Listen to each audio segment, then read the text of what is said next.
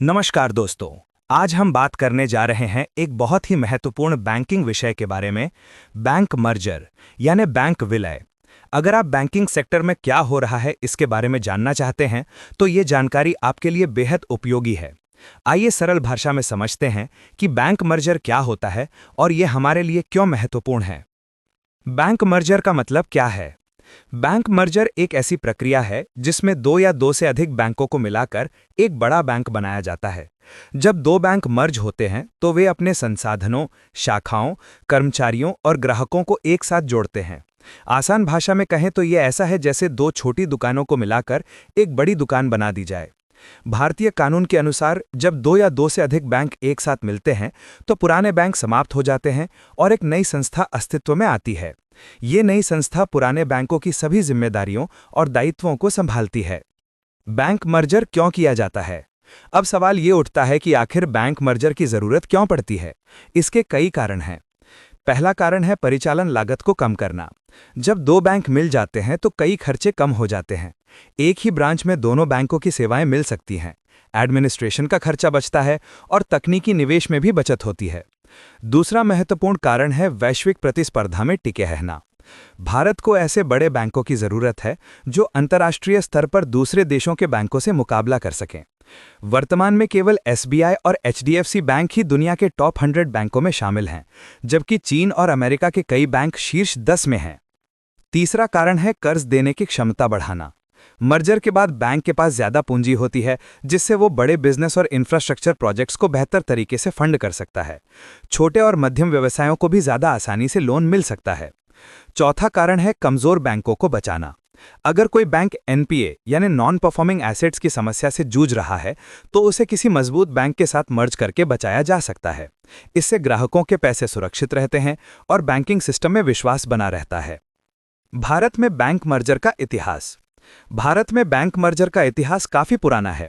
ये प्रक्रिया 1960 के दशक में शुरू हुई थी, जब कमजोर बैंकों को बचाने और ग्राहकों के हितों की रक्षा के लिए मर्जर किए गए।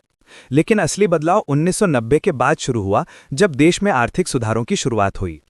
2017 में एक बड़ा कदम उठाया गया, जब भारत सरकार ने स्टेट बैंक ऑफ इंडिया के 5 सहयोगी बैंकों और भारतीय महिला बैंक को एसबीआई में मर्ज कर दिया। इस मर्जर के बाद एसबीआई भारत का सबसे बड़ा सार्वजनिक क्षेत्र का बैंक बन गया।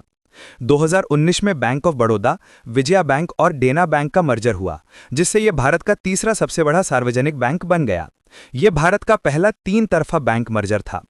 2020 में एक मेगा मर्जर हुआ, जिसमें 10 सार्वजनिक बैंकों को 4 बड़े बैंकों में मिला दिया गया। पंजाब नेशनल बैंक ने ओरिएंटल बैंक ऑफ कॉमर्स और यूनाइटेड बैंक ऑफ इंडिया को अपने में मिला लिया। यूनियन बैंक ऑफ इंडिया ने आंध्र बैंक और कॉरपोरेशन बैंक को मर्ज किया। कैनरा बैंक ने सिंडिकेट बैंक को और इंडियन बैंक ने इलाहाबाद बैंक को अपने में मिला लिया। 2022 में एचडीएफसी लिमिटेड का एचडीएफसी बैंक के साथ मर्जर हुआ, जो प्राइवेट सेक्टर का एक महत्वपूर्ण मर्जर था। इससे एक बड़ी वित्तीय कंपनी का निर्माण हुआ। इन सभी मर्जर के बाद भारत में सार्वजनिक क्षेत्र के बैंकों की संख्या 27 से घटकर 12 रह गई है। बैंक मर्जर की प्रक्रिया कैसे होती है? बैंक मर्जर एक जटिल प्रक्रिया है जिसमें कई कदम होते हैं। सबसे पहले मर्जर की योजना बनाई जाती है, फिर दोनों बैंकों के शेयर होल्डर्स का 2/3 बहुमत से अनुमोदन जरूरी होता है। इसके बाद रिजर्व बैंक ऑफ इंडिया यानी आरबीआई की मंजूरी लेनी पड़ती है। आरबीआई पूरी जांच पड़ताल करता है कि मर्जर से बैंकिंग सिस्टम पर क्या असर होगा। सरकार भी इस प्रक्रिया में शामिल होती है और अंतिम मंजूरी देती है। अनुमोदन के बाद दोनों बैंकों के ऑपरेशन को एकीकृत किया जाता है। इसमें शाखाओं को मिलाना, कर्मचारियों को तालमेल बिठाना, डिजिटल सिस्टम को जोड़ना, ग्राहकों के अकाउंट्स को ट्रांसफर करना और वित्तीय उत्पादों को एक करना शामिल है। बैंक मर्जर के फायदे। बैंक मर्जर के कई फायदे हैं जो न केवल बैंकों के लिए बल्कि पूरी अर्थव्यवस्था के लिए महत्वपूर्ण है। पहला फायदा है मजबूत और स्थिर बैंक। जब दो बैंक मिलते हैं तो उनके पास ज्यादा पूंजी होती है, जिससे वो आर्थिक संकट को बेहतर तरीके से झेल सकते हैं। ग्राहकों को भी अपने पैसे पर ज्यादा भरोसा होता है। दूसरा बड़ा फायदा है परिचालन दक्षता में सुधार। मर्जर से कई खर्चे कम हो जाते हैं। एडमिनिस्ट्रेटिव काम, ब्रांच नेटवर्क और तकनीकी खर्चों में बचत होती है। ये बचत ग्राहकों को बेहतर सेवाएं देने में इस्तेमाल की जा सकती हैं। तीसरा फायदा है बेहतर लोन सुविधा। मर्जर के बाद बैंकों की लेंडिंग कैपेसिटी बढ़ जाती है। बड़े बिजनेस, इंफ्रास्ट्रक्चर प्रोजेक्ट्स और छोटे व्यवसायों को आसानी से फंडिंग मिल सकती है। ग्रामीण इलाकों में भी क्रेडिट की उपलब्धता बढ़ती है। चौथा फायदा है ज्यादा ब्रांच नेटवर्क। छोटे बैंक जो सिर्फ कुछ क्षेत्रों में काम करते थे अब पूरे देश में अपनी सेवाएं दे सकते हैं। ग्राहकों को ज्यादा ब्रांचेज में सुविधाएं मिलती हैं। पांचवा फायदा है बेटर रिस्क मैनेजमेंट। बड़े बैंक अपने रिस्क को बेहतर तरीके से संभाल सकते हैं। एनपीए की समस्या को भी बेहतर तरीके से हैंडल किया जा सकता है। छठा फायदा है तकनीकी विकास। मर्जर के बाद बैंक एडवांस टेक्नोलॉजी और डिजिटल बैंकिंग में निवेश कर सकते हैं। ग्राहकों को बेहतर मोबाइल बैंकिंग और ऑनलाइन सेवाएं मिलती हैं। बैंक मर्जर की चुनौतियां। हालांकि बैंक मर्जर के कई फायदे हैं, लेकिन कुछ चुनौतियां भी हैं। पहली चुनौती है अलग अलग संस्कृतियों को मिलाना। हर बैंक की अपनी काम करने की स्टाइल होती है। दो बैंकों के कर्मचारियों को एक साथ काम करना सीखना पड़ता है, जो आसान नहीं है। दूसरी चुनौती है तकनीकी एकीकरण। अलग अलग बैंक अलग अलग सॉफ्टवेयर का इस्तेमाल करते हैं। इन सभी सिस्टम्स को एक साथ जोड़ना एक मुश्किल काम है। तीसरी चुनौती है कर्मचारियों की चिंताएं। मर्जर के बाद कई पोस्ट खत्म हो सकती हैं। कर्मचारियों को नौकरी जाने का डर हो सकता है। हालांकि भारत सरकार ने स्पष्ट किया है कि कोई छटनी नहीं होगी। चौथी चुनौती है ग्राहकों के लिए शुरुआती परेशानी। मर्जर के बाद कई बदलाव होते हैं जो ग्राहकों को प्रभावित करते हैं। ग्राहकों पर बैंक मर्जर का प्रभाव। अगर आप किसी ऐसे बैंक के ग्राहक हैं जो मर्ज हो रहा है, तो आपको कुछ बदलावों का सामना करना पड़ सकता है। सबसे पहला बदलाव होगा आपके अकाउंट नंबर और आईएफएससी कोड में। अगर आप उस बैंक के ग्राहक हैं जो दूसरे बैंक में मर्ज हो रहा है, तो आपको नया अकाउंट नंबर या आईएफएससी कोड मिल सकता है। ये बदलाव जरूरी है क्योंकि एनईएफटी और आरटीजीएस जैसी सेवाओं के लिए सही आईएफएससी कोड चाहिए। दूसरा बदलाव होगा नए चेकबुक और डेबिट कार्ड में। नया बैंक आपको अपने ब्रांड के चेकबुक और कार्ड देगा। कार्ड की पिन और यूपीआई आईडी भी बदलनी पड़ सकती है। तीसरा महत्वपूर्ण बदलाव है आपको कई जगह अपनी बैंक डिटेल्स अपडेट करनी होगी। अगर आपको सैलरी मिलती है, एसआईपी चल रहा है, ईएमआई जा रही है या बिल पेमेंट ऑटोमेटिक हो रही है, तो आपको नया आईएफएससी कोड और अकाउंट नंबर हर जगह अपडेट करना होगा।